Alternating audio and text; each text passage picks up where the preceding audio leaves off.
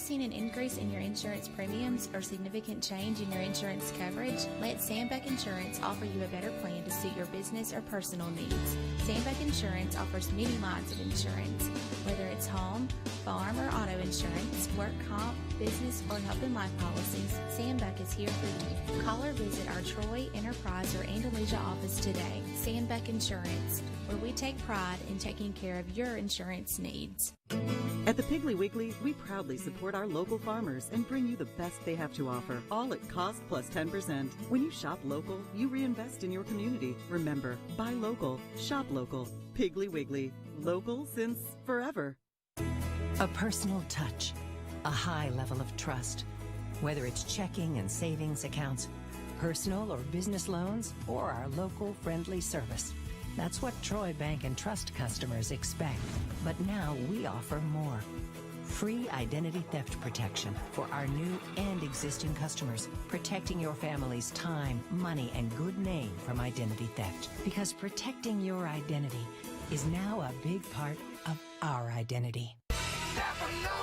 Trojan Auto Parts of Troy, home of Napa Know-How. Stop by and see owners Mike and Melissa Kilcrease and their Napa Know-How team with over 100 years of combined experience. We're the only locally owned parts store in Pike County, and we're fully stocked and ready to serve you. We pride ourselves on being your go-to parts store, not only for the simple items, but we specialize in those hard-to-find items as well. Trojan Auto Parts, the right part at the right price at the right time. Napa, a name you've trusted here in Troy since 1945.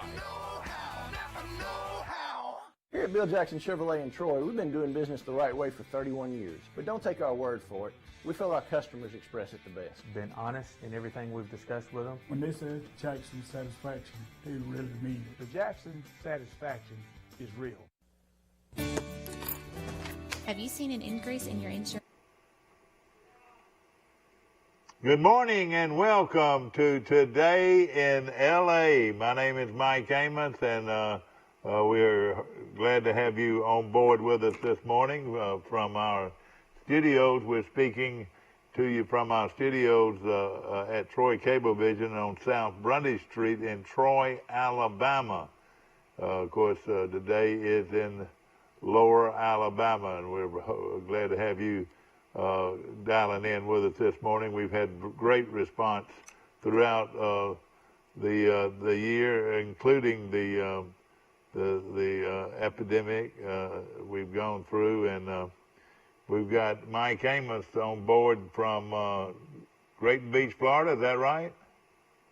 Yeah, it's a rainy Great Beach, Florida. It's been raining for about a day and a half down here. I hope the sun will come out this weekend, but you know, I was talking to some friends yesterday, and they're asking me about the Red Bar opening, and I went down there last night. Of course, everybody that's been down on 38 has been a legendary Red Bar for dinner and just to hang out and listen to music. And I went down there last night, and there's probably about 80 to 100 people waiting outside just to get in. Of course, they can only have 50% inside the building. Outside, you can have as many people as you want, but you have to be 6 feet apart.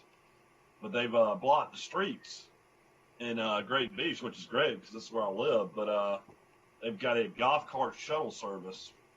And we found out yesterday, we got an email sent to our Great Beach Homeowner Association email sent to us, and they were talking about the shuttle and how good it's been for traffic. And they said since July the 15th, there's been over 6,000 people take that shuttle into Great Beach. Isn't that amazing? 6,000 people. So that means that's over 600 people a day taking that shuttle to go to probably the Red Bar or Taringo. Probably 80% Red Bar, and then the rest of the people might use it to go back and forth from the beach. But that's just one little section of 38 to tell you about how many people are down here right now. It's just amazing. Well, the schools, when do they start back? Do you know? Schools down here are getting delayed in Florida for 2 weeks. Our girls, but the kids down here probably won't go back until late August. Yeah. I don't know what it is now. I don't know the exact time. I want to say the second week in August, but I'm not sure about that. And someone that does know when the school starts, I appreciate you calling in this morning and giving us that information. We're in Tennessee Orange this morning, Mike. What do you think? What do you think about that? Think about those Tennessee balls. I can't see you, man. I don't even know what you got on this morning. I usually can look at you. Yeah. Yeah. Well, I've got on Tennessee orange this morning. It's not, and of course, you don't know what these cameras are gonna make you look like, you know. Yeah, we had Major League Baseball last night. Of course, we got a few games postponed due to COVID-19 scares. The Marlins are not playing all week because they have 17 players that have come down with COVID-19. So they've got games being postponed because of that. Last night, though, you had the Blue Jays beat the Nationals 5-1. The Cubs beat the Reds 8-5. The Braves got swept in Tampa Bay. Tampa Bay won 5-2. It's not showing. And then the Pirates won 8-6. Tigers won 4-3. Those are some games last night in Major League Baseball. Yeah. How's it going? I mean, are they because of the testing that's being done? Have it stopped play any in baseball? What?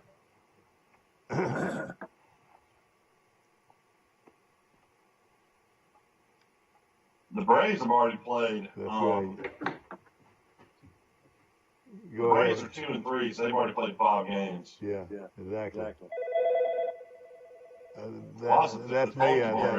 Yeah, that's right. We got a call coming in. Mike Amos is speaking to us from Great Beach, Florida this morning, and but we're talking. If you haven't heard him this morning, we're talking about the Red Bar is going full speed ahead. Is that right? Yeah, I mean, it's already packed, and they had their jazz band playing and everything in there, so you listen to live music, which is pretty unique. Now, also, their courtyard has been expanded to more people can eat outside, and I would think a lot of people will be doing that with this virus out there. What do you think? Well, I mean, you have the deck on one side, and then they put seating on the back of the restaurant and outside on the little porch area, so they've always had a pretty good dip. Yeah. You know, it's so hot in the summertime, a lot of people don't want to be outside. Yeah. So. What do you like? What is your favorite dish? If you had one dish on their menu, what would it be? We got the grouper last night over the grits with their salad. We love that tomato vinaigrette salad, and then I got 2 bowls of gumbo last night as well. 2 bowls. The seafood gumbo is the best I've ever had. Did it have a lot of fish in it? Did it have a lot of shrimp? A lot of crawfish, shrimp, and fish. I mean, so it was. They give you a lot of seafood. Is that right? It's all seafood gumbo. That's what I like about it. And you had grouper over grits, grouper and grits. Is that right? Yeah. And of course, that was real good. Tell us about some other things on the menu at Red Bar. We're going to have to start charging them for all this. Well, I mean, they've got the fish of the day, which usually comes with their big, homemade mashed potatoes and their big salad. And then you got stuffed eggplant. A lot of people like that. It's got the shrimp and the crawfish and scallops in it. And then you have the manicotti. And then you have the famous penne chicken. That's 2 huge chicken breasts, mashed potatoes, and salad. So they feed you, don't they? They feed you well, don't they? Yeah, they give you a lot of food. I mean, it's gotten expensive over the years. I remember when the penne chicken was like $8. What is it now? It's like 19. What, 19? Yeah. What is your fish and chips, which is my favorite? That's always at lunch. That's the grouper fingers and fries. What does that run usually? That's around 16. But that's grouper now. The fish on there is grouper. That's what impresses me. They give you a large amount of grouper on that lunch menu. Yeah. Now, you got that, and then you got the Mai sandwich, which is about the size of a football. It's huge. And of course, is that one of your favorite sandwiches, the Mai sandwich? Yeah, that's definitely one of my favorite sandwiches down here. But, I mean, it's great to have it back open, and the fact that everybody's parking north of 30A and getting on a golf cart and coming down, that's great for us having a 3 and 2-year-old.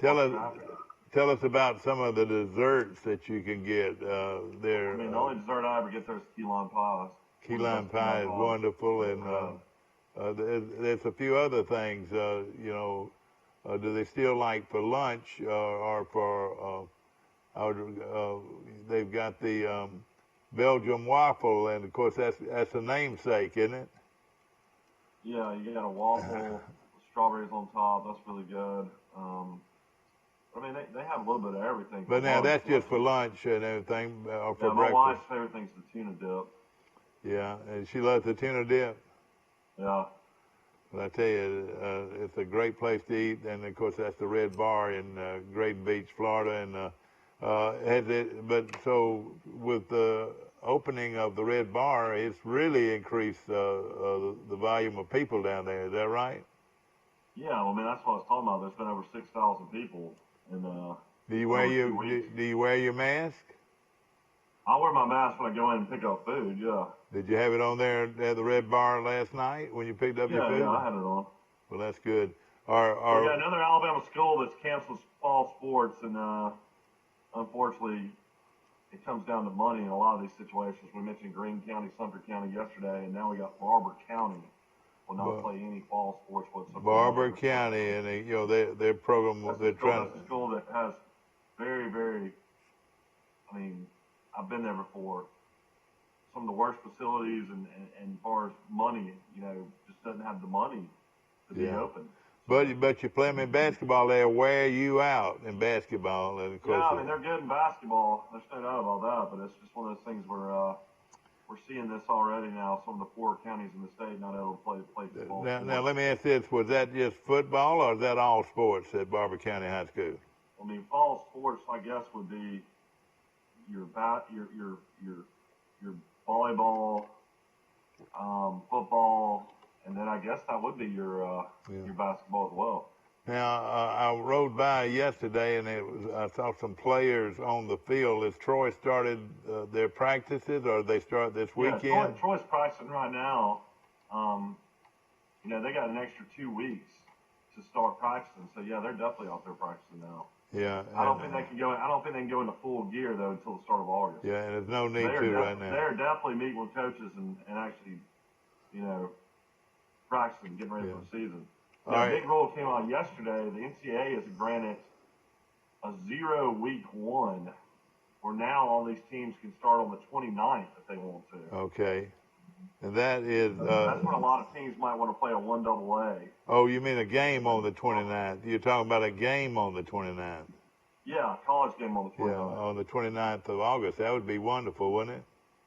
Yeah, that's what I'm saying. The season might actually start before the 5th. Yeah. For some school. Well, we haven't heard from Troy this morning, but of course, if you're out there, Brent Jones, the athletic director at Troy, and Mike, he might be the most positive guy that I've heard talk or been around since all this started. He hadn't missed a beat, and he goes in and Mike, he shuts that door, and he is busy trying to put together a schedule. And he told me the other day he feels good about a 6-game home schedule. Wouldn't that be great if Troy could do that? Yeah, it doesn't really matter, though, if you don't have fans. I mean, it's great, I guess, that you have 6 games and, the players could be at home for those 6 games. But if you're not going to have fans, it's let me ask you this, all right? Now, this is pro ball now, and things are going on right now. Does it bother you that there are no fans at baseball games or no fans? Not one bit. They're pumping in sound. They got music going. They got fake fans in the stands. Golf especially. I'm a huge golf fan. And I'll be honest with you, I think these players like it a lot more. Yeah, and see golf without fans. Golfers are real finicky and don't like noises and don't like people talking. I'm sure they're loving life right now. I never tell you that. But I guarantee you they're happy with it. Oh, yeah. And, in fact, I'd rather watch it on television. I'd rather watch golf on television than being there in person because, it's just so hard to see the action like you can on TV. And I mean, baseball coming back was a great thing. Because I mean, I'll be honest, I've been burned out on baseball for years and hadn't really watched much. But I've watched more baseball now since they've opened back up in the last week, and I have probably in 2 years. how they've done? How have my Yankees done, Mike? I mean, I went over some games earlier. The Braves are now 2-3. They got swept in Tampa last night. I can pull up the standings and let you know how everybody's doing. Yeah. Of course, Adams Glass. There was a brawl last night in the Dodgers-Astros game. You know, Oh no! Everybody thinks the Astros are cheaters because they spied on pitches and it's a big controversy about taking their World Series away, and all their coaches got fired, and several players have come out and said how they cheated on baseball and won that World Series. And the Dodgers punt one of their top players last night, and they cleared the benches. Oh man, that's the last thing we need to do when we've got epidemic and we rubbing, in fact, hitting on people. That's not very good. All right now you got Tampa Bay 4-1, Baltimore's 2-1, New York's 2-1, Toronto's 3-2, Boston's 1-4, and they're usually really good. Cleveland Indians are 4-1, Minnesota's 3-1, Detroit's 3-2, Kansas City's 2-3, Chicago White Sox are 1-4, Houston Astros are 3-2, Oakland 3-2, Los Angeles Angels 2-3, Texas 1-3, Seattle 1-4. Miami Marlins, of course, they can't play right now because they have 17 players that tested positive for the COVID-19. Now, what do you do, Mike? What do you do when you've got that? Now, they can't play. Baseball was extremely smart. You got 60 guys that you can use throughout the season. And they're basically in Florida practicing, just getting ready to get called up. All right, so they've got guys practicing, and mostly they would be AAA players, normally AAA players probably, wouldn't they? Well, not necessarily AAA, but some of them are guys that maybe didn't make the 25-man roster, but have major league experience. So they're going to come in and replace these guys that are out sick. Mets are 3-2, Braves are 2-3, Phillies are 1-2. Washington's 1-4, which is very surprising because they are the defending champs.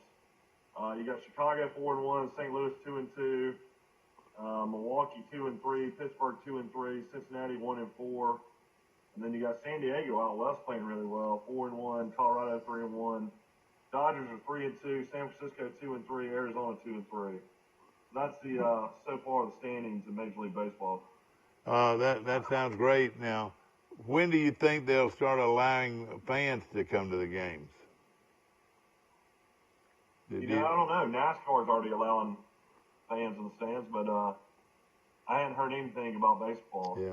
Let's look at it, Mike, the way... you got basketball starting tomorrow night in Orlando, so Orlando's going to have all these games on site, and they're in a bubble down there. So they tested 375 players last week, and coaches and trainers and everything, and not one person came up positive for the COVID-19. Yeah. So that's pretty amazing. If you isolate all these players and coaches, it looks like they're going to be able to play. Now, in NFL, there's a big, controversy now. There's a lot of players opting out not to play this season. The Patriots had 2 starters on defense opt out for the season, and they decided not to play. And one of them's their best linebacker, the former Alabama great Dante Hightower. Oh, man. They'll not play this season. Oh, boy. We don't need that. So you have a choice to play or not play, and then you actually get a stipend from the NFL and get paid a little bit, even if you don't play. It's pretty amazing. Oh, man. That is something. Like over $350,000. Oh, me. Right now, though, does the NFL feel like they can go at 16? I heard that they would not have any inter-squad games. Who cares about NFL preseason? I've never been into that. All right, so the NFL looks to play 16 games. When would they get their start? When would the NFL start? NFL usually starts on the 12th of September. Yeah, do you think that's when they'll start? I mean, I would think so. I mean, all these other leagues are starting. I would think they would start then. And then basketball tonight, how many games will be played tonight, and how many games can they play down there? Basketball starts on Thursday night. There's only 2 games the first night, and then they're wide open after that. All right, then they You gotta start. remember, there's only 22 teams that are in the bubble. Yeah. The only teams they sent were teams that were in playoff contention. Yeah. And They're still trying to buy for playoff spots. oh, really? Yeah. So this is not the regular season, then, is it? No, this is still the regular season that will determine. Okay, the I playoffs. got you. And so we'll start the playoffs when? Do you know? Well, I mean, I think it's going to be. They're supposed to be down there for over 2.5, 3 months, I believe, before there's a champion. And they'll play in Orlando. Yeah, Orlando's got it set up where there's all these different courts and stuff. All You right. can have several games going on at one time. Can the fans watch it, or how does that work? Yeah, I mean, the games will be on TV, but you got to realize these are they're playing in like little hospital gyms. Yeah, I got you. It's kind of like in Montgomery at the Crossplex. Yeah. You know, it's going to be interesting to see how the fans not being in the arena affects basketball. Yeah, I think it'll make a bigger difference in basketball. Definitely I think it will make a huge difference in football. Yeah. We have Mike Amos coming to you live from our studios at Grayton Beach, Florida. And he says that the traffic is heavy. A lot of rain yesterday, but it looks to clear up today. Does the beaches look good? No, it's supposed to clear up this weekend. I think there'll be more rain today, but I think this weekend's going to be pretty nice. Now, I want you to visit with your sister. Your sister's coming in there this weekend. So look forward to that. Yeah, I told my wife that. I talked to Rebecca the other day. Well, I tell you what, that your wife, who is a chef, ladies and gentlemen, I mean, she's a great cook. And y'all ought to have your sister over for dinner one night. You know, I got a message from your daughter Camille last night in the freestyle under 6-year-old division in Jefferson County. Your daughter's daughter Macon, your granddaughter Macon, finished second in the whole county. Isn't that something? So she's become quite a little swimmer. Yeah, she really is, and she's the second-rated swimmer for her age in Jefferson County. Is that right? Yeah, under 6 years old. That's something. I told her to when she sees that finish line to tuck her head. She's actually fourth in the backstroke. Yeah. Well, she's big. What I'm saying, the thing I've noticed about her more than anything, she's strong and she's fast, and those are two pretty good things you need to have if you're going to be good in sports. And, I kind of enjoy watching swimming. That's something I can get into if my daughter's got in. They have a real good facility there, and people take it serious. In fact, she's in competition with hundreds of other girls her age, and it makes it fun. The first place finisher was from the Country Club of Birmingham. Yeah. And then, of course, which I always called Birmingham Country Club. I didn't know it was Country Club of Birmingham. I've never heard of it being called that either.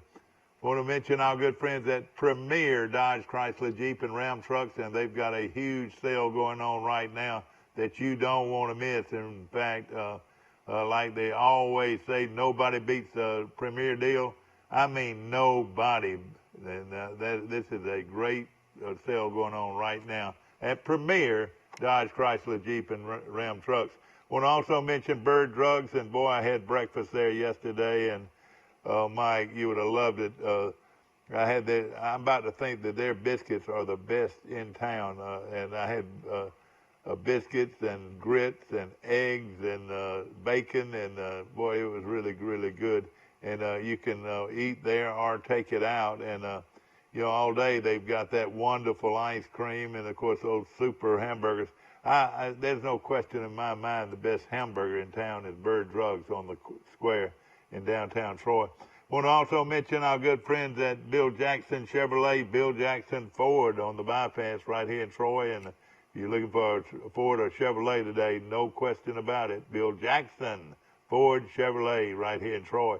Mike, it's still pretty out there, and of course, everybody's concerned with the virus. And ladies and gentlemen, when you're doing business outside the perimeter of your home, wear a face mask. If it's going to the grocery store, if it's going to the drugstore, or if it's going to the post office, any activity beyond the premises of your own home, you need to wear a face mask. Don't you agree, Mike? Well, I mean, it's definitely one of those, it's the smart thing to do. I mean, even if you're not scared that you're going to get the virus or you're scared that your little ones are going to get the virus, but, you know, for the elder community, you know, people that are older, your parents, your grandparents, I mean, it's definitely important for them that people wear masks. So I wear masks for that reason. You know, I definitely tell my wife, I say when I go down to the Red Bar like I did last night and the band's playing and hey, did you people see? having fun and nobody has masks on and everybody's having drinks and partying it up. It's hard for me sometimes not to want to take that mask off and to go have a drink. Yeah. But you know, well, like, I told you. Like right now, maybe a month from now I might change, but hey, right Mike, now I'm still wearing a mask. Don't you know somebody will invent a face mask or face mask that will open up to be able to put a straw in there at least to drink. I'm not gonna lie, like when straw. you're hearing live music, which you just don't get to hear anymore. Like we've been able to hear it down here because we don't, you know, we live in a tourist destination and in some aspects, I tell my wife all the time, we don't really live in reality. It seems like, but you know, you're starting to hear bands play again and music, and you know, my wife and I both love music a lot, so that's one of those type of things that you want to kind of sit and have a good time, and then you know you can't stay somewhere forever. Did Jed Clampett, have they been playing down there? Yeah, I would imagine Drake Clamp is playing on Sundays. I haven't been down there on a Sunday yet, but if the Red Bar Jazz Band is playing, I'm sure they're playing. It's famous Sunday afternoon jazz session, no question about it. Of course, looking at the COVID-19 list today, Pike County has gone over 600 now. Right now, the figure as of yesterday, Tuesday, was 612. They still, can you believe that they still can't catch up with Butler County? They're at 722 now. Barber County is at 535, the number of cases. Now, Mike, are these number of cases, or somebody told me one day that a case that can be, sometimes an individual might have No, if that number is 600, that's positive cases. That has nothing to do with how many people have been tested. You might have had 20,000 people tested, only 600 have come back positive. Well, right now, those are only positive cases. Yeah. 600 is positive. There's 80,000. People that had the virus or are asymptomatic and you know, show no signs of sickness. The paper says 80,309 statewide now, and the death number now is 1,446. 1,446 people have died from the virus since we've started, and something like... You know how the virus works. You know, if you were to go out today and you were to get in a car accident, and you were asymptomatic, and you got killed in that car accident today, just because you had the coronavirus and you were asymptomatic, had no symptoms whatsoever, you would die of COVID-19. You wouldn't die of that car crash. So that's why everybody's having such a big issue about, you know, people are dying of heart attacks, but they had COVID-19. So, I mean, it's just one of those type things where some of these deaths are from COVID-19 and some of these deaths are just because people are asymptomatic and they had it and some other crazy thing happened in their life that caused them to die. Maybe the best deal in town right now, Mike, is Goldfinger's chicken located right next door to your favorite grocery store, Mike. Publix. And of course, Goldfinger has... I'll tell you what, when you live down in Florida, boy, you don't have a choice in grocery stores. It's either Publix or Publix. Oh, really?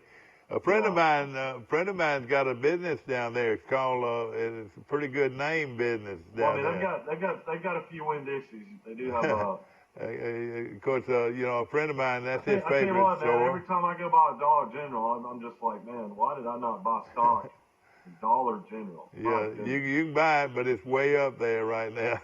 Those things are everywhere. Around every corner. I know it. See. I mean, really, you're exactly right, and I don't see how some of them exist, but evidently all of them do a good business. Stretch when we go back to Birmingham. You know, we used to live in Birmingham, and we'd go back 55 outside of Andalusia, and in between Andalusia and Georgiana to get on the interstate, there was 2 brand new Dollar Generals just on that one stretch of road. That's amazing. Well, you know, there's so many ways to go to the beach, Mike, and I get in arguments with people over which has the best. You know, the basic route that people have been going for years and years is the 231 route through Dothan. That's a little bit longer trip to the beach than what we take. You know, a lot longer. My journey to the beach goes through Elba and Sampson, and then on down from there, and then your favorite one goes through Enterprise, doesn't it? No, I've never gone through Enterprise. I've always gone through Elba, Sampson, Ponce de Leon, Bruce. Yeah, but now a lot of people go. The way I go if I'm going back to Birmingham is I go back Freeport to Peniac Springs. Yeah. And then I go through Paxton, through Florala, and then Andalusia. Yeah. And then I go through, hit Georgiana, and get on the interstate and head back. Okay, let's pick up this. We'll put you on hold, Mike. Bring you right back. You're on Today in L.A. How you doing? Mike, it's Max. How you this morning? Max Howell, calling from Fulton, Mississippi this morning. Let me bring Mike Amos in here, Max. I'm going to put you on hold. Hey, Dad, I'm on the computer. Oh, my bad. Okay. All right. Max, I'm already on. Now you can hear me, can't you, Max? I'm hearing you, yeah. Max Howell calling in from Fulton, Mississippi, one of the top football analysts in the country, ladies and gentlemen. You can talk about all these guys, but give me the guy from Fulton, Mississippi. He's going to tell you the truth and nothing but the truth. Isn't that right, Max Howell? We know it as it is today, Mike. We found out quickly that truth may change. I tell you what, I've never seen anything like it. Max, that we had the AD on, and Brent Jones, Troy's AD, said Troy's going to play 12 games and possibly play Southern Miss twice, home and home, and possibly play UAB twice, home and home. Well, you know, the athletic directors in the SEC met again yesterday. The presidents meet on Thursday, and the final decision will be made Friday. We talked to Keith Carter at Ole Miss late yesterday afternoon. And things are changing, guys. I picked up the paper here this morning in Mississippi. Coming up this high school year, in the press box can only be the clock, the control of the clock on the field and the PA announcer. Oh, boy. No radio, no TV, nothing else in the press box. Yeah. That's in Mississippi now. And I think what we're going to get, it appears, is there will be some general, like scheduling will be across the conference, but every state's going to have its own, have its own rules and regulations. Yeah. Ole Miss has already said they've gone from 50% down to 35, and they expect to go down to 20 or 15% people in the stands this year. Boy, those guys with priorities, those guys that have top priority for tickets are going to really have a valuable item, wouldn't you say? They will. Absolutely right. I listened to, I was in Birmingham most all day yesterday, and I was listening to folks over there talk, and the thing that appears is with each state, there'll be different attendance numbers, it looks like, even if there is numbers. In fact, I read this article late yesterday afternoon, last night, saying if they open up today, there'd be no people in the stands. Yeah. Then, of course, Mike, I know you've been on the kick like a troll with the band. Up here, they're going to march on the field. Just march out, play a couple of songs, and march back in. The high schools are getting ready to play, but there's going to be limited participation with anybody other than just a team. Now, will they let the band sit in the stands as long as they're 6 feet apart? Will they allow them to? Only depends on the numbers that they allow in the gate, Mike. Yeah. In other words, if a high school, it'll be different from Tupelo, which is the largest school in the state, as opposed to where I live, which is a 4A. In other words, over there they may get 6,000-7,000 in the game.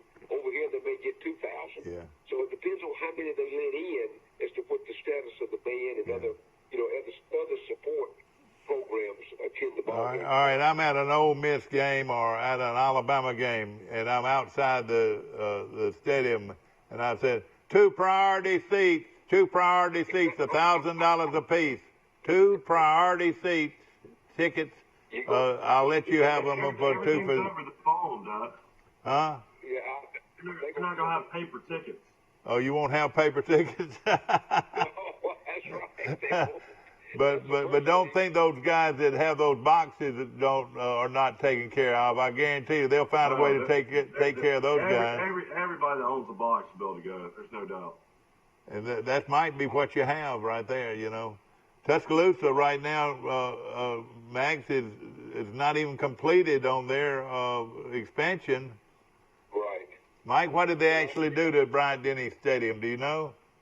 Well, they actually made it a little smaller. They've in the student section, they've added more amenities for the students and made a kind of a perch up there area where they could all congregate before games. Okay, yeah. Capacity's down from 102,000 to 100,000, and then they've added a few more boxes. They've added a new jumbo screen scoreboard that's supposed to be one of the biggest, nicest in the country, and they've done away with the 4 scoreboards they had, which I actually kind of liked. Yeah. But some people are definitely losing their seats. And they'll do this by priority too. It'll be strictly a priority thing, wouldn't you think? Yeah, box seating in Tuscaloosa, I would say there's at least close to 4,000 people that are in boxes, at least. Yeah. So. And how much do they pay you for a box, Max? Do you have an idea of what they would pay? 100,000 at least, wouldn't you think? Oh, boy, yeah. I think the ones in Tuscaloosa are going from 200,000 to 300,000.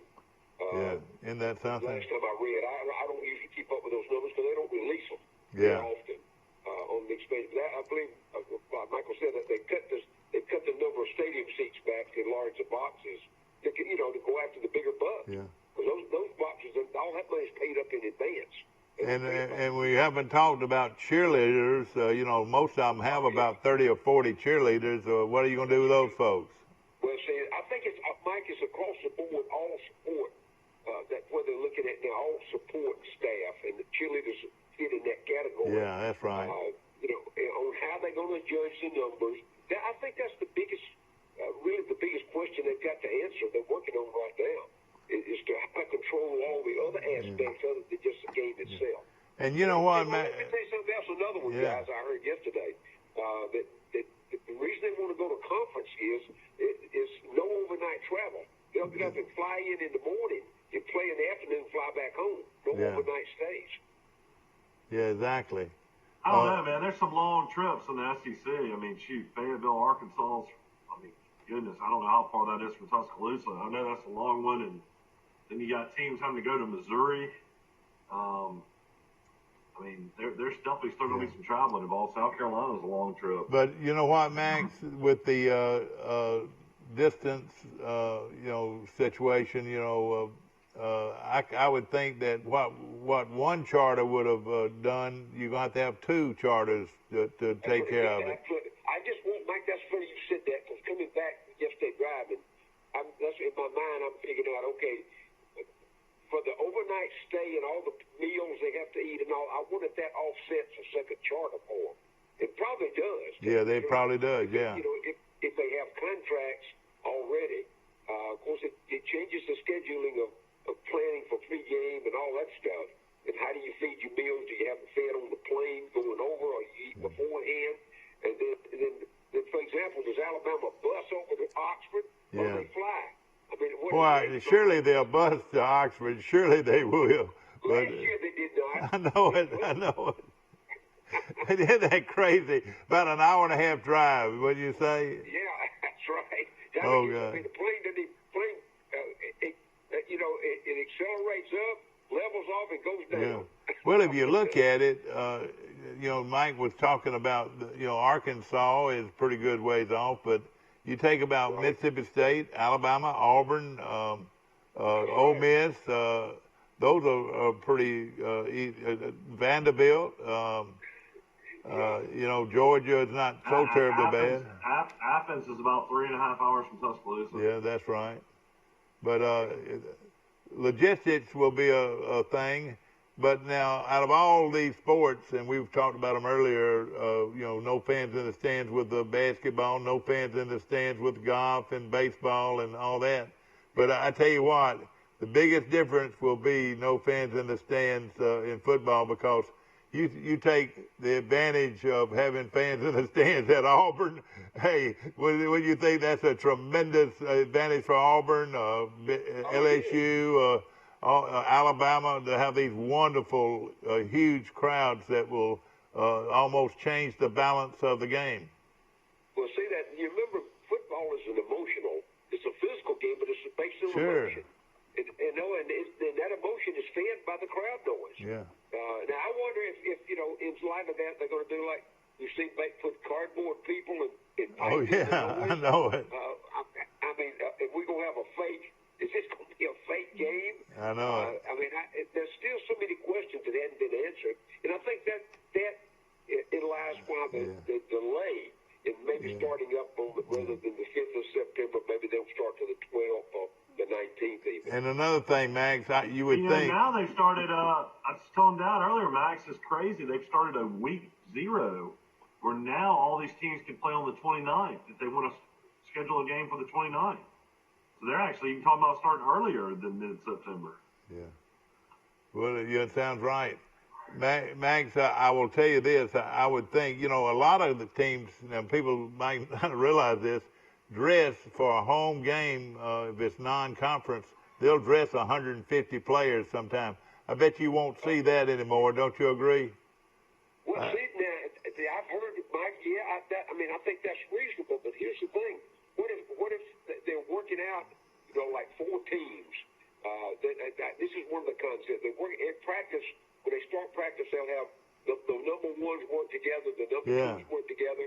In case they get a team, get 8 or 10 off one team, get sick, then they go to straight number 2s or number 3s. That's right, yeah. And that's what baseball is doing now, Max. Baseball's doing that now. Absolutely. See, and look, don't tell me that they aren't looking, the college people are looking at everything the pro people are doing. They're trying to pick the best, what tries to see what works best before they announce anything. So, and I heard a couple of top-rated analysts across the country yesterday and listened to the radio in Birmingham saying that one of the reasons things are kind of stopped, they're waiting on the SEC to decide the way they want to go. Then the Big 12 will probably follow, and the ACC. Pretty well distinguished. The Pac-12 is going to be limited even if they even play. Yeah. That was the discussion that came out of some of the stuff I listened to yesterday. Of course, the Big 10, here's another one. They've at Ohio State, they've already announced they were 50% on attendance. They're down to 25% now, and they cut out all tailgating. Mississippi State's already cut out all tailgating. Now that's tough right there. That's tough. That's tougher than letting them go on inside. At least they could go and tailgate, but now if you can't do that, whoa, what's going to happen to college football? I don't think any tickets would be, given to athletic departments for you to travel to a game. So, like if Auburn was going to go play Alabama in Tuscaloosa this year, I don't think Auburn would get any tickets to that game. The fans that would be able to go would probably strictly only be Alabama fans. Yeah. Now let me throw something else out, Max. Think about this. You know how they do the bowl games where the players get paid to go to their transportation is paid for to go to the bowl game. This might be a way to pay the players, Max. They'll say, hey, here we're gonna give you $1,000. Find your way to the game. That's exactly right. So, that'd be a way you can pay the players, Right. There's so many things that we don't know about yet, or even like Keith Carter said yesterday, they subject to change based on the information that they've got. That's why the SEC has continued to put it off. I don't think it's ended out. There's going to be a 10-game schedule under some conditions. It may be 8 conference games plus 2, or it may be 8 with a Power 5 at 1, and then a lower level at a second game. But they're pretty consistent with the 10 games. Now, I don't think any of them are going to probably start till maybe the 12th of September to give them a whole, give them another couple of weeks to get ready. So I think the answer will come, though, according to Keith, this week. They'll have a release on that. Well, that is something. And I mean, my biggest thing, though, is how in the world are you going to keep an 18, 22, 23-year-old kid out of these fraternity houses, sorority events, out of the bars, the restaurants? I mean, you can't put a bubble over a whole university. Yeah. I just don't see how this is going to work, because they're going to want to get out and see their girlfriends and go party and just be a college kid, you know? Well, I would think that they can't do anything with these fraternities because they're already on campus, and I could see a giant screen that these fraternities got plenty of money. I could see a giant screen in every one of the fraternity houses' yards where people will gather to watch the games. Well, I don't know how they can govern it. What I'm saying. I don't know how you keep the players away from other students. See, the fraternity houses at Troy are off campus. Yeah, that's right. It wouldn't have an effect on Troy, but no, Troy's our own campus now. No, you're right. Well, they're on campus. No, they're on campus. Yeah, the fraternity houses at Troy are on campus. Okay. Well, see, most of them are. Well, so that means that whatever the campus is, there was an outbreak in Oxford a couple of weeks ago because they had a bunch of freshmen in at one of the fraternity houses. Yeah. You know what, guys? They didn't even release that number till yesterday, and that was 2 weeks ago. I know it. That was one of the reasons for the spike. I think they had a couple of hundred guys there at a fraternity party, and maybe like 50 or 60 of them came down with the virus. It's scary, and we've got to instill in these young people you cannot do it. Just take Strawberry, Alabama, where in the heck Strawberry is. They had 40 people in church, 40 people approved positive. Right, that's exactly right. So I mean, it's real. I don't think there's any doubt about that. But the fact is how to handle that under the conditions, and I'm not nearly as positive about having a complete season and going through a regular year as I was 2 weeks ago. Probably no one out there is more serious about tailgating than the Ole Miss, the University of Mississippi in Oxford. Right. They have that grove that's so famous. Of course, Auburn's a huge tailgated. All of them tailgate, but none of them in as close knit. Boy, I mean, nobody packs them in there like Ole Miss. Absolutely, that's a 5-acre, a 5-acre plot in the grove. And, and there's nothing for it to be 50,000 or 60,000 people. Oh, yeah, it's amazing. And it means so much to the atmosphere. You take away the atmosphere of college football, you take away a lot, Max. You do. People don't realize that. I mean, when that band plays and more people have fun outside the game than they really have fun in the game. I could see people taking away the game before they or take away the tailgating. But see, Mike, that's what the whole thing's about is the crowd, the groups, because of the contagiousness of the virus, and that's what they're trying. That's what people in the power position are trying to do is reduce those numbers down, and that you're right, that eliminates everything we've known. You take little Troy, Alabama, population 20,000 people. On a game day, think about how many groceries are sold in local grocery stores prior to the game at Troy, just at Troy. We'll be talking about close, in the millions of tax base, millions. Absolutely. So what about the schedule? They talked about the schedule for the Sun Belt. They're moving still toward 12 games. Well, we had the athletic director on Friday. Or was it? Friday. Friday. He was on, and he said that they would try to play 12 games, and there's a possibility they would play teams twice. Talked about playing UAB twice, talked about playing Southern Miss twice. And as far as he was concerned, the game against Tennessee was still on, and the NC State game was still on until, the big conferences make their decisions. Max, this was... I read an article. Yeah, I read an article. See, South Alabama was supposed to come to Starkville on September the 5th. That game's been canceled. I don't know where South Alabama canceled it, or I don't know where Mississippi State canceled it. And I want to say South Alabama has already rescheduled to play Southern Miss on that day. South Alabama was playing Southern Miss to start the season. Oh, were they? Okay. Coffee, Hill and Brooks. Hey, Dad, let's take a commercial break. Yes, we will take a commercial break. We'll be back to Today in L.A. We've been doing business the right way for 31 years, and now we've approached a year at the all-new And you opened it. Bill Jackson Ford. But don't take our word for it. We feel our customers express it the best. I would recommend Bill Jackson to friends and family. Environment was just friendly. It's a short drive from anywhere. At the Piggly Wiggly, we proudly support our local farmers and bring you the best they have to offer, all at cost plus 10%. When you shop local, you reinvest in your community. Remember, buy local, shop local. Piggly Wiggly, local since forever. Troy Cable Security Wi-Fi doorbell camera allows you to answer the door from your smartphone when you are at home, at work, or on the go. When a visitor presses the button, Troy Cable Security sends a live video feed to your smartphone so you can see, hear, and speak to the person at your door. With the doorbell camera, you can have your porch light turn on automatically when it detects motion at night to create the appearance that someone is at home. You can view video clips so you can always know who stopped by when you were out. Troy Cable Security. You love them, protect them. Here at Bill Jackson Chevrolet in Troy, we've been doing business the right way for 31 years. But don't take our word for it. We feel our customers express it the best. Been honest in everything we've discussed with them. When they say Jackson Satisfaction, they really mean it. The Jackson Satisfaction. They're working on, numbers of people in the stands. What about tailgating? What about emergency care?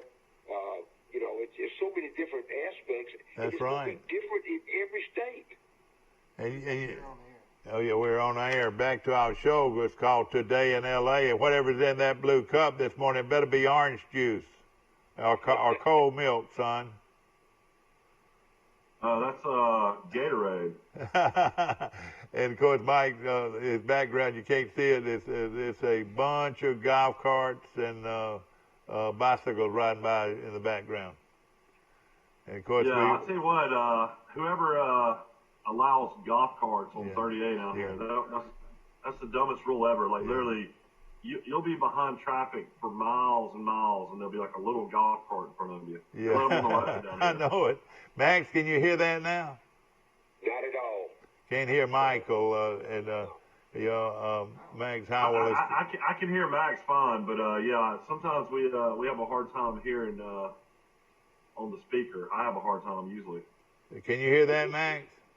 No, but I did. It is some of the speaker. It's the speaker that's diffusing the conversation. I mean, it's just like one static when he opens his mouth. Yeah. That sound just is not coming out clear. Yeah. We're moving that mic around a little bit and see if that will help some. Maybe that will help some.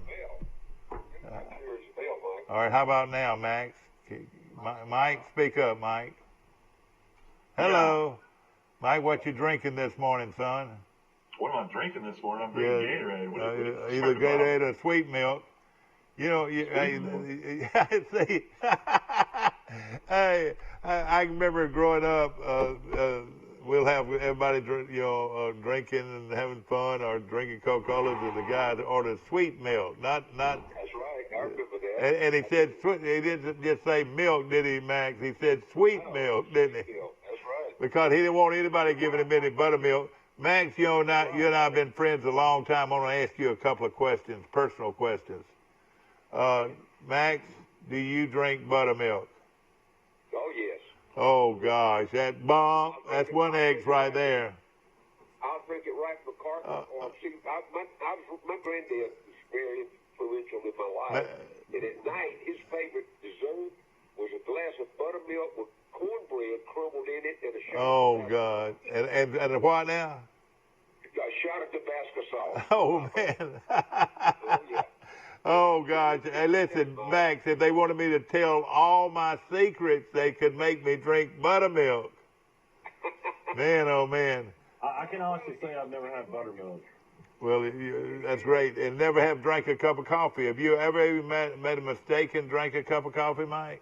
I mean, I tried it one time, and I knew that was something I just did not. Oh, God. Did not want to try again. Oh, me. I couldn't start a day without coffee. How about you, Max? Are you a coffee drinker? No, I do two cups. When I was coaching, I drink a pint at 10 o'clock at night. Did Billy drink coffee? Oh, yeah. Well, that means all of y'all drank coffee. If Billy drank buttermilk, y'all all drank buttermilk. Exactly right. Yeah, exactly right. Hey. Yeah, Max needs to tell everybody the new co-defense coordinator of West Virginia is Jordan Leslie from Fulton, Mississippi. Did you know that, Max? What's that?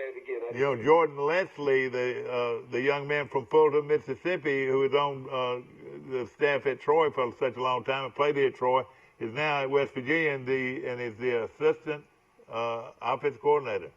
No, co-defensive coordinator. Co-defensive coordinator. Sorry about that. Yeah. No, I didn't know. I know who he is, but I didn't. Yeah, he is now. You know, of course, his hometown is Fulton, Mississippi, and he's with West Virginia now, and a very fine guy.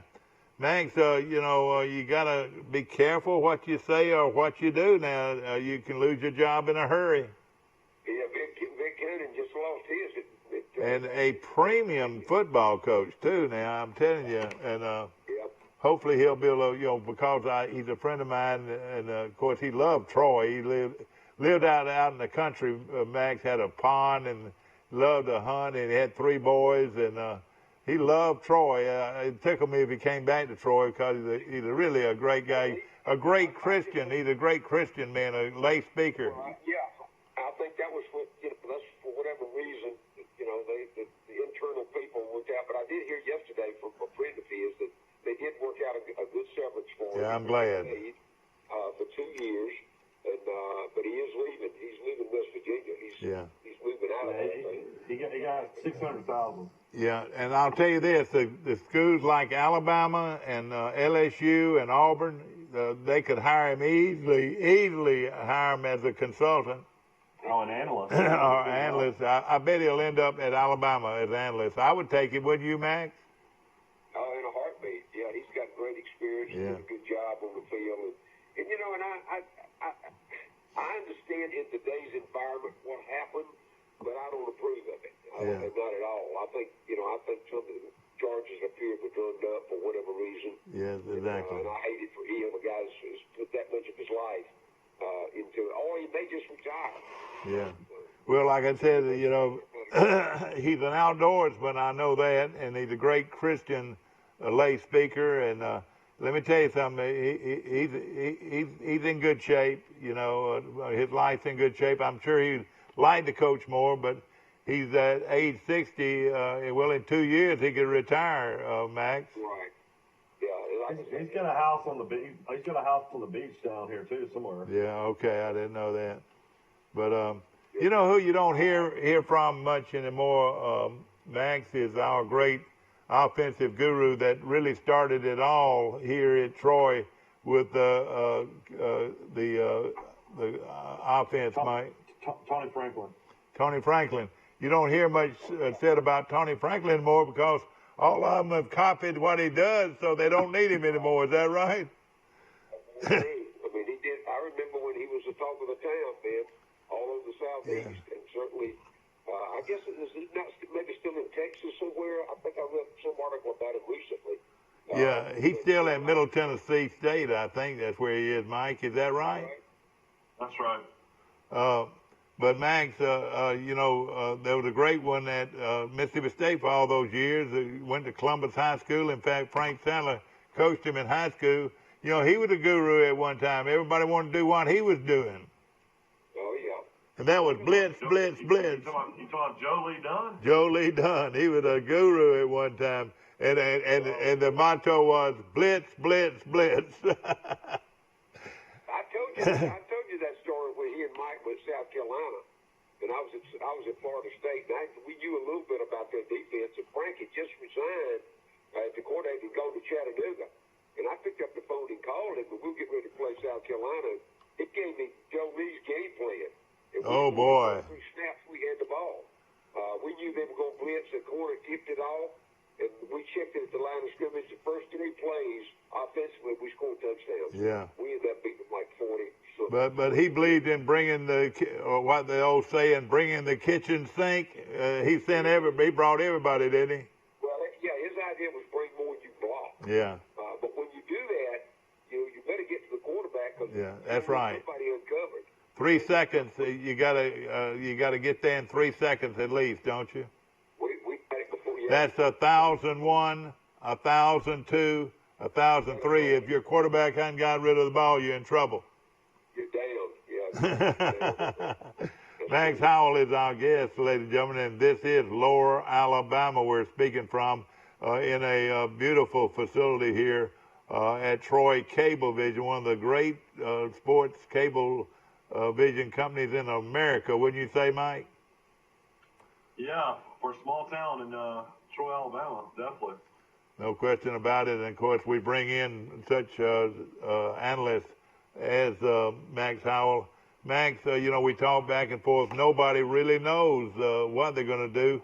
I think what you could bet on today, Max, if we were a betting man, and I'm not a betting man, but is that they'll play at least a conference schedule and then pick up what they can on the side. But they want to play 8 or 10 conference games. Wouldn't you think? Oh, I don't think there's any doubt. I think it's pretty well. I think, Mike, those decisions are already made at the conference level. They're trying to iron out the rest of it, like attendance and all the other support for people. I do look at that decision to come out this weekend, publicly, though.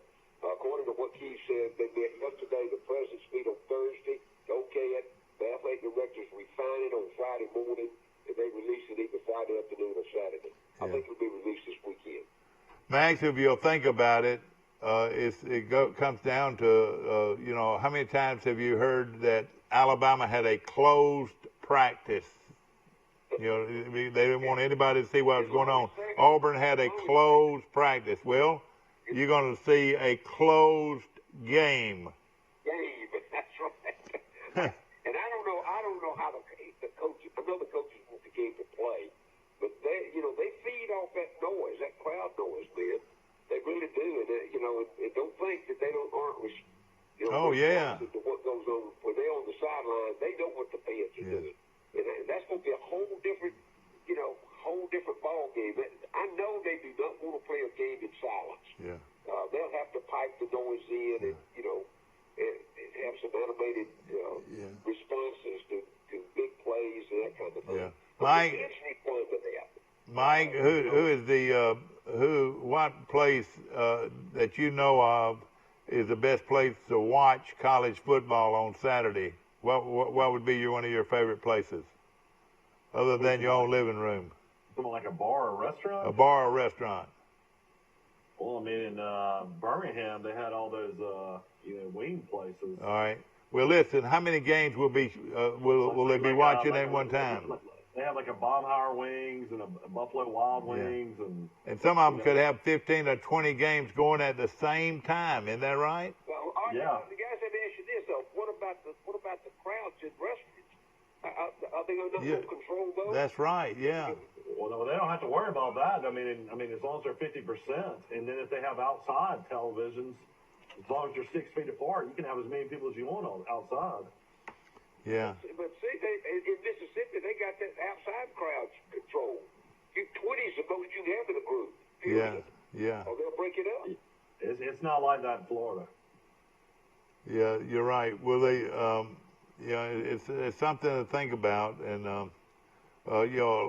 I tell you what, I've been in those bars where they had all those games going, and it's a lot of fun to watch. And I can see the bar trade will be enhanced by this tremendously. Well, that they made the call yesterday that games, I guess on the Pac-12 out on the West Coast, those games start late. And last call in Alabama at bars and restaurants is 11 now. You have to be out of the restaurant by 11:30. Some of those games used to last till 12:30, 1 o'clock in the morning. Mike, let me ask you this: it'll stay open till 2, but they can't serve beverage. Is that right? No. Or alcohol? I think they would have to close by 11:30. Is what I would think. Yeah. Okay. And in Mississippi, it's 11 o'clock. Yeah. They have to close at 11. And Boy, don't you know? If you owned a business, would you be mad? Oh, I'd be furious. Man, they lose just millions of dollars. I mean, that's the whole economy. If there is a segment of our whole economy that's based on entertainment. Yeah. I listened to one of the top 5 road producers for big concerts yesterday. They interviewed him on Feinbaum Show. Guys, I'm gonna tell you, they predicted 2022 before the concert business comes back. And this guy is one of the top. I mean, he said the people that were starving are the entertainers. Yeah. Oh yeah. They've had to fire all their bands and all. They aren't doing concerts anymore. You're right. It may be a year to 2 years before they ever go back on the road. Yeah. It's crazy though. You look at airplanes and all these people at airports, and they're packed in there like sardines. Yeah. I mean, how can you let people be on airplanes and not let people go to a concert? You know, I'm gonna tell you another thing. How big is class reunions during the summertime? Especially, I used to throw a class reunion every July, and there was no question that I had to shut it down. But just think of the people that would wanted to get together for things like reunions and meetings and important parties and whatever. Just think about it. You can't even go to a funeral anymore. You can't even go to exactly right. You can't even go to church. Can't go to church. It's killed the churches. It has really hurt the churches. And really, if you can write a check to your church for this weekend, it would be a wonderful thing you can do, because they need it. Well, I think our whole society is going to be changed. And, I'd like to think eventually if the vaccine comes out and all, because I'm living in Mississippi. We got people over here who said, I'll never take the vaccine or whatever, because they don't want anybody telling these people over here what to do. They're at the bottom of the economic realm, and they're proud of it. Well, I'm going to be honest with you. I haven't been tested. Has any of y'all been, Max, have you been tested? Twice. All right, so did you come out all right? Absolutely. No problem. I had a full physical yesterday. That's why I was in Birmingham. Well, that was good. And from top to bottom, and fortunate enough, he said, I was as good a shape for my age as anybody. He's got 1,000. I wouldn't doubt it, because you never stopped working out. You never stopped working out.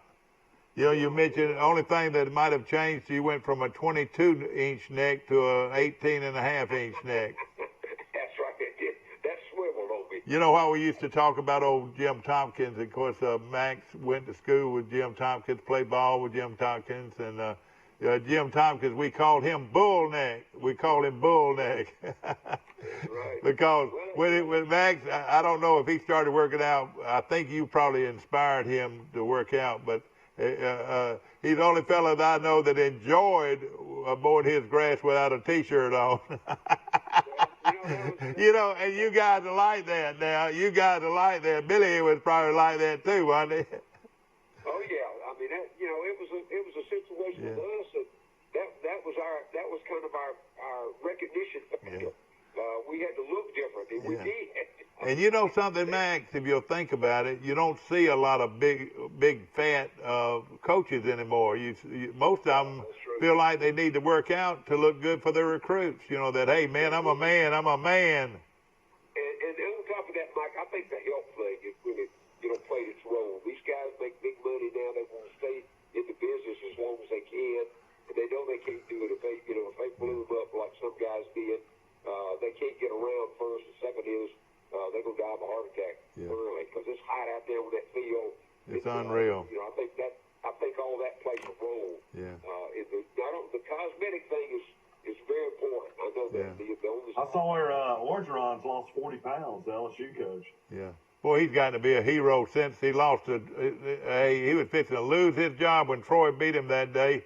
The best thing that ever happened to Orgeron or LSU, and we'll do this, bump, was when LSU got beat by Troy. That was the awakening. You remember Pete Jenkins was on the sideline with Yeah, you're right. And Pete, I talked to Pete after that game. He said he warned them all week long. He said, but they could not get the message across to the kids because it was Troy and all that. But he said once they got beat, that's what put them on a track to win the championship the next year. You're right. That really kicked the program into gear. Exactly. And a quarterback that was pretty good. Hey, you get that right guy, quarterback, like a Brady and like all these Breeze and people like that, you got a chance, don't you? Well, no doubt, and I think that's where LSU, the brilliant kid's supposed to be. He's a junior coming up. He's been on campus like 2 or 3 years. I think he redshirted one. He played against Troy. Big question. Is he going to be good enough? He ain't going to be good as Burris. No. But is he good enough and enough surrounding people that they can come back and compete this year. Max Federal Credit Union is one of our sponsors, and we appreciate them very much this morning. Max, you know, when you came to Troy had not won, ladies and gentlemen. They had one winning season in 10 years, and they just were not very good. They didn't. I think when Atkins came in, there were about 60 or 70 players out for the spring, including yours truly. And at the end of the spring, they said go by and see the list of the players they kept on scholarship. Now y'all would have allowed somebody to walk on if you wanted to. They wanted to, but in most cases there was a list. There was 8 people on that list, and one of them's name was one of the newcomers. One of the walk-ons was Sim Bird. I don't know. Y'all probably gave him a scholarship right off the bat, but did y'all sort of chuckle when you started seeing him work out and so forth? Well, I mean, we got a steal. Is that right? But what Billy wanted, we knew we were going to throw the ball. He brought the West Coast offense with him, so we knew that he was going to be the guy for us. It wasn't any doubt about it. And and when Vince Lilly tried to move him to a defensive back at Georgia, he left. Remember, he was the #1 quarterback in the state of Alabama when he left Robert E. Lee High School. Yeah. Okay. Yeah. Went to Georgia, and he was promised he could play quarterback over there. And now once he got it, just like everything else, a lot of times, they'll tell a kid anything to get him there, and then they make a change. So he just left and came back to Troy, or came to Florida to go to school. And he was one of the first kids we found. In fact, when we were practicing football, I looked across the street over there, and Pi Kappa Phi's had quarterback Sam Bird. And our quarterback, we had... I'm trying to think now. I think it was somebody from Auburn that had recruited Sam out of high school, told Billy about him. I mean, when we got there, we didn't know. We were trying to find anybody anywhere. And after that first spring, Mike, if you remember when we opened the gates up for transfers, and we went after junior college players and transfer kids from the SEC. And we were at that time, we had 47 scholarships.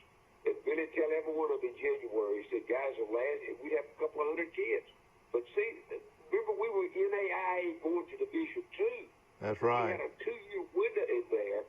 That the rules, we could kind of pick and choose the rules. And so we practiced 4 days a week for 6 months. And that was where, and Billy tell them, the last 40 people standing gets the scholarships. One of those 8 players that ended that spring was a guy named Gary Loggins, Max, and he died this past week. Gary died. Gary Loggins from Dothan High School. And, of course, he played 4 years at Troy.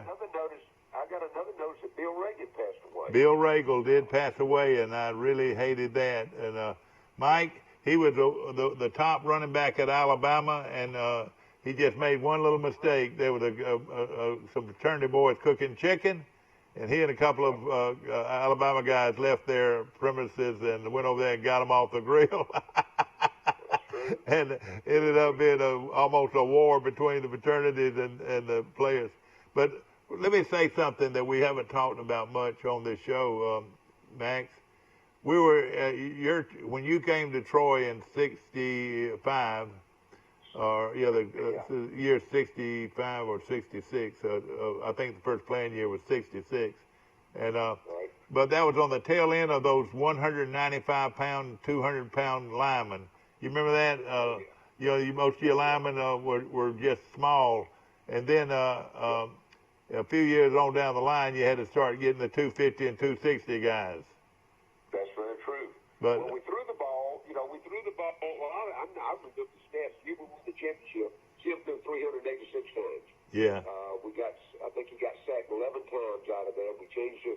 We would really study the pass rush from all our opponents, and we kind of changed our blocking scheme based on where they had a 3 or 4 or 5 in front. But that was important. So that was what we brought the concept of the NFL to that passing game. And what made us so good was not only see him to throw, and Danny and Bobby and Vince and him could catch it, but the fact is nobody was playing man coverage in the secondary. They all played zone coverage. Yeah. We just put two receivers in the same zone. It didn't take a junior Yeah. But I mean, those are the little things that we. Well, yeah, it didn't hurt that you had 3 receivers that were like Insland and like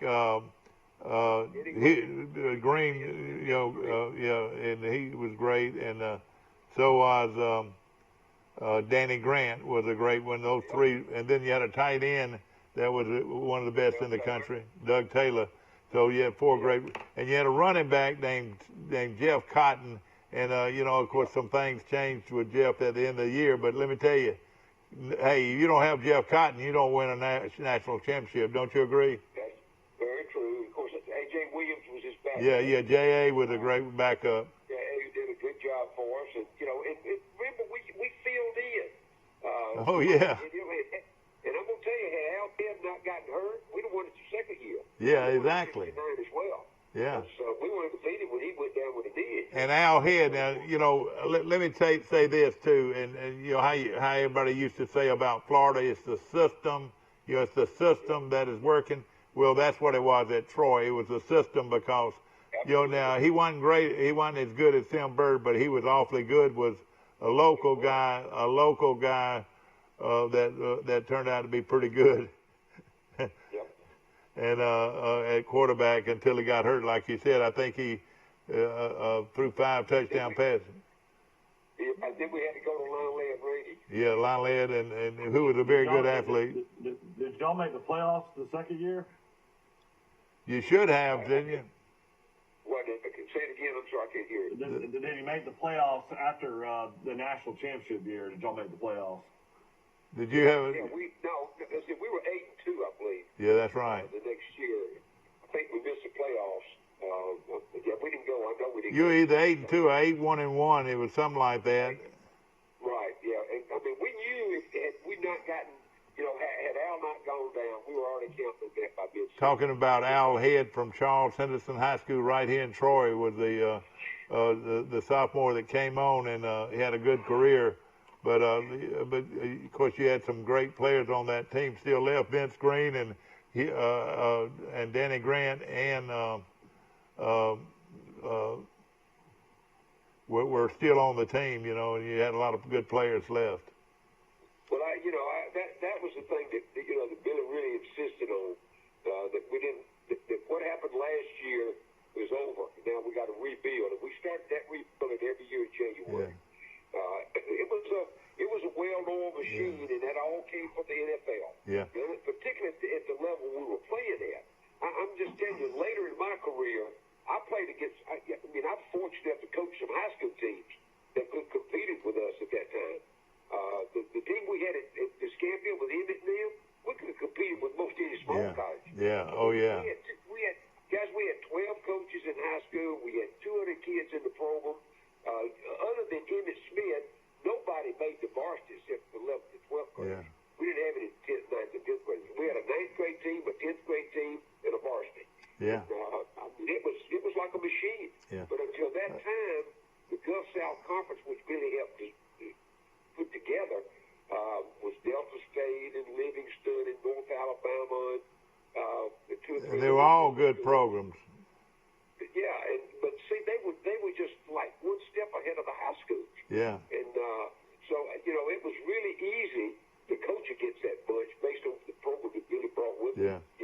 Of course, you had another guy named the late Cecil Barber, meant a lot in that championship game because you had lost J.A. Williams and Cotton and all your running backs. You had to take this will go down in history. He walked in the locker room and he said, "I've got one guy left, and that's Cecil Barber." And I tell you what, tell Andy White that he needs to find him some gear because he's going to have to leave being a coach and being a player. Yeah, that's it. But I'm going to tell you how we won that ball game, Mike. We knew that Texas A&I was going to basically try to stop the pass. They were rushing 3 and dropping 8. Yeah, that's right. So that's why we ran. That's why Central had a great game. And then about the second half, if you remember what started that, we kicked off to them, and the guy caught the ball, stepped out. That's right. Stepped back in. Of course, we got that. That was a safety for us. Yeah. We got the ball back, took it right there and scored. Because after we had run the ball so well the first half, they started guys, well, that opened up the secondary. And there's no question that they were very good. Texas A&I was very good. Yeah. And but you know what? They had not seen an offense like that. No. But, once again, you know, even they did run some man coverage on us, but we run the wheel routes out the backfield. They didn't put their linebackers on the wheel. Our tight end had a field day. In fact, Doug scored 3 touchdowns, I want to say, in that game. Right. Doug, I think that's right. Yeah. The final score was 43-35. Yeah, here's something else we did, Mike. It's nobody good. And Billy brought this again. We backed Doug off like an H-back. We lined him up on the tight end, right on the snap, he'd step back one step, and that changed the coverage in the secondary. And remember against Willamette, he scored, what, 6 or 7 touchdowns? He threw 6 touchdowns. Right. We knew we'd laugh all the way. They didn't have a chance. They did not have a chance, did they? Not at all. And they were from Salem, Oregon, and they were undefeated and everything. Yep. But I will. You're exactly right. What did Texas A&I? Do they end up changing their name? Do they have a different name now than Texas A&I? They're Texas A&M and Texas A&M Corpus Christi or something like that. It's called Texas A&I. Yeah, they were A&I then. I know, but what's their name now? Did they change their name? Yeah, they did. It's one of those towns down there. But it is part of the Texas A&M group. Right. It was. In fact, they took everybody that flunked out of A&M. They got them. Yeah. In fact, they later on won a national championship in basketball. I want to say. I think that's right, Mike. Yes. Yeah. But that was really something. But that's just part of the history of Troy University football and athletics, and it was a wonderful time. Let me tell you this, though, Max. You're talking about all your offense, where you send all your running backs out, and your tight ends and your wide receivers. So you got 5 or 6 guys out there at one time. Max, I've been running that same offense since I was in elementary school. You know how we used to play 2-hand touch. All right, and then three complete passes was the first down, in touch football. Well, what I do, I was the quarterback, and we'd get in the huddle. All right, I said, all right, guys, go 5 yards and turn around. Well, that's what y'all did at Troy. you had 5 because somebody's going to be open. Go 5 yards and turn around because somebody's going to be open. Well, what happened, they'd run the 3 deep zone. And they put a linebacker on the tight end side. We go to the weak side, to the split end side. And what they do on the snap, they line up at 8 yards, and they take us 2 or 3 steps back, playing zone coverage, so you couldn't run past them. Yeah. Well, we hooked them right in front of them. Yeah. We did. Let me ask you this. They're now Texas A&M University Kingsville. Kingsville, that's it. They were Texas A&I from 67 and 93. And they had a very good program. And back then, Texas was still is full of athletes. And Max, if you had your choice of California, Florida, or Texas, or Georgia, which one would you take? I take Texas because of the number. Yeah, they got a number, don't they? Right, but we made a living out of Georgia. Yeah. A lot of people say Georgia might have the best high school football out there now, Yeah, I think it's the numbers, Mike. It's the big numbers that Georgia doesn't have. I think the quality's good. It's excellent. I want to remind you, folks, of our good friends at Premier Dodge, Chrysler, Jeep, and Ram Trucks. And Jason's got them going, ladies and gentlemen, and the sales are out of sight. And remember, nobody beats a Premier deal. Nobody. Tell your friends to come to Premier, because they're dealing. And also the Alabama Real Estate Connection. See Carol Amos at 672-0100. 672-0100, Carol Amos, if you're looking for a house today.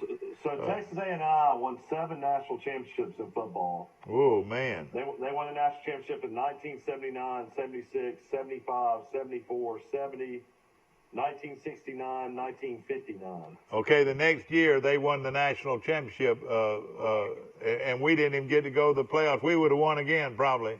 They won it the next 2 years in a row. Yeah. So Troy stopped them from winning 3 straight. Yeah, I knew they were awfully good. But wasn't that a fun time of Troy University football? And after that big game right there, Troy football turned around, and very few times in the next, all the way up until 2020, did Troy ever have a losing season. I think maybe 2 or 3 times, but it was Billy Atkins' team in '68 that turned it around. No doubt about that. And I think the kids will tell you, we had some great kids that came through that program. Of course, most of them were transfers. But the fact is that they all will tell you, Mike, it was a system. Yeah. We knew good well. It was so funny. We'd have staff meetings like on Sunday night, and then we start and bring the kids in and look at the tape and all that. We could, we'd sit there and talk about their coverages on defense and how they're going to try to stop our offense. And we knew good well going into the game, if our kids will catch the football, we'll win. And I think it really remember we beat McNeese at home? Oh, yeah, I remember it. Yeah, that was a huge win, 52-0. Yeah, right, and they were like number 4. Oh, yeah, that was a big win, yeah. And I think that really started. Because I went back to the year before, we flew out to Louisiana and played Northwestern. And they were like number 1 in the nation in the Division II at that time. There was 25,000 people there. And I think I told you that story. But one of my jobs always is I go to the coaches as soon as we got there. Because our kids, some of them love to throw the plain ball. They don't want the stripes on it. And I took the ball in there and told them, I said, Coach, here's what our kids like to do. Not play night or day. They still play a plain ball. And that coach was sitting at the desk, big old heavy-set guy smoking a cigar. He said, son, we don't care if y'all play with a Nerf ball. Yeah. Well, I went back and told the kids that. I think we had them like 25 dozen at Hayes. Well, you had a quarterback named Harold Hogan. Do you remember Harold Hogan? I remember the name, yeah. Well, I'll tell you, he passed for 400 yards against them one time, and he only played at Troy 1 year. Some people like to go to college, and some people don't, didn't, And if you're going to come to Troy, you're going to work your tail off, I guarantee you, and you're going to definitely have to put forth an effort to play at Troy back then, no question. Well, Mike, thank goodness I still stay in touch. Bobby Book, I stay in touch with Bobby Book all the time. Yeah, good guy. Jay McCormick, and of course Alvin Dees, and Hugh Cole, and Paul Bridgefield, and Danny, and all that. Field. Those are members that that none of us will. I'm sitting here in my den looking at that picture of the national championship. I got a big blow up of the picture of the national championship team. Yeah. And we didn't have many kids, but we had 40 kids. That was it. Okay, Max, thank you so much. Stay on the line, Max. I'll be with you in a second. Ladies and gentlemen, I hope you enjoyed our show today, brought to you by some great sponsors, and we appreciate them so very much. Have a great day. We'll come back on today at 1:30. We'll keep you up on all the trends and all the things that are going on in college football and locally, all the news there. My good friend Cal Lott passed away, and our prayers and our thoughts go out to his family. See you tomorrow.